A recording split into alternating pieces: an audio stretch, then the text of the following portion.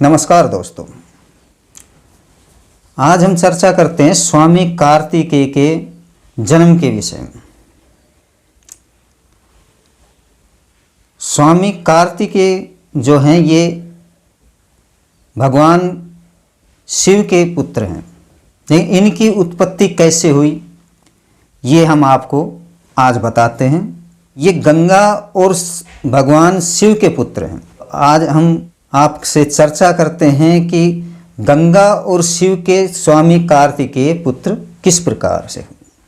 दोस्तों, ये कथा उस समय की है जब ताड़का को मारने के लिए विश्वामित्र जी भगवान राम और लक्ष्मण को राजा दशरथ से मांग कर लेकर जाते हैं अपने हवन की रक्षा हेतु। तो उस समय रामचंद्र जी विश्वामित्र जी से पूछते हैं कि स्वामी कार्तिकेय का जन्म किस प्रकार हुआ था, आप हमें बतलाइए। तो विश्वामित्र जी रामचंद्र जी से कहते हैं, ये कथा वाल्मीकि रामायण के अंदर बालकांड के 37वें सर्ग के अंदर आई हुई है। ऋषि विश्वामित्र रामचंद्र जी से बताते हैं, जो पर्वतराज हिमालय हैं उनकी पत्नी है मैना, और मैना के दो, एक तो बड़ी गंगा और छोटी जो है पुत्री वह है उमा, दो पुत्रियां हुई। तो उमा ये शिव से इनका शादी हुई, और गंगा जो है इन्हें देवता अपने कार्य को सिद्ध करने के लिए देवलोक ले गए, त्रिपथगामिनी हो गई। ये त्रिपथगामिनी हुई तो जो उमा है इनकी जब शादी भगवान शिव से हुई, उस समय भगवान शिव और उमा ये विहार करने लग गए कैलाश पर्वत पर। काफ़ी समय व्यतीत हो गया, और उस समय देवताओं ने यह सोचा कि उमा के यदि गर्भ के अंदर भगवान भोलेनाथ का तेज आएगा तो ये उन्हें संभाल नहीं पाएंगी, इसलिए इन्होंने वहाँ पर विघ्न बाधा उत्पन्न कर दी। लेकिन जो तारकासुर असुर था उसने भगवान भोलेनाथ से वरदान ले लिया कि मुझे जो मारेगा वह शिवपुत्र होगा।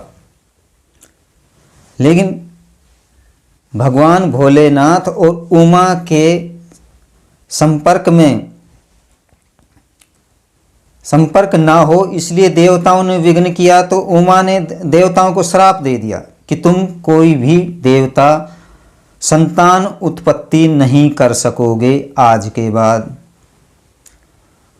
तो इसमें भगवान भोलेनाथ भी आ गए, क्योंकि वो भी देवता ही हैं। उमा ने श्राप दे दिया, बगैर सोचे समझे श्राप दे दिया। अब तारकासुर ने वरदान ले रखा है कि मैं शिव के पुत्र के हाथों से ही मारा जाऊं, ऐसा मुझे वरदान दे दीजिए। तो भगवान भोलेनाथ ने बगैर सोचे समझे उसे भी आशीर्वाद दे दिया, वरदान दे दिया कि ठीक है, तुम शिव के पुत्र के हाथों ही मृत्यु को प्राप्त हो गए।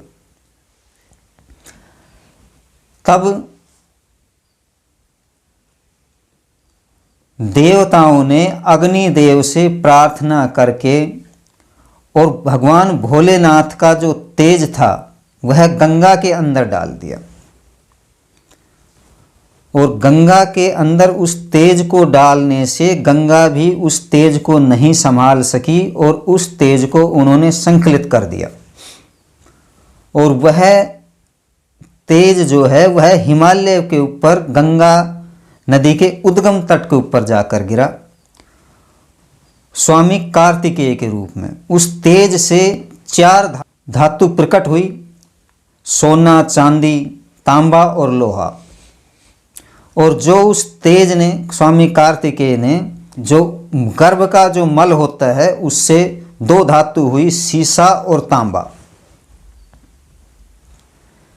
स्वामी कार्तिकेय जो हैं 6 गर्दनों वाले हैं, तो ये 6 गर्दन हुई कि कृतिकाएं जो हैं वो 6 हैं। उनको देवताओं ने आज्ञा दी कि जाओ कृतिकाओं, तेज का स्खलन होने से इनका नाम स्कंद हो गया। तो देवताओं ने कृतिकाओं को भेजा कि इसको दूध पिलाओ। तो 6 की 6 कृतिकाएं स्वामी स्कंद के पास में जा कर के उसे दूध पिलाने लगी। तो स्कंद ने 6 गर्दनें प्रकट कर ली और ये कृतिकाओं से दूध पीने के कारण कार्तिकेय कहलाए। यह कथा थी स्वामी कार्तिकेय की जन्म की उत्पत्ति के विषय में। आपको यह जानकारी कैसी लगी हमें कमेंट करके बताएं। नमस्कार दोस्तों।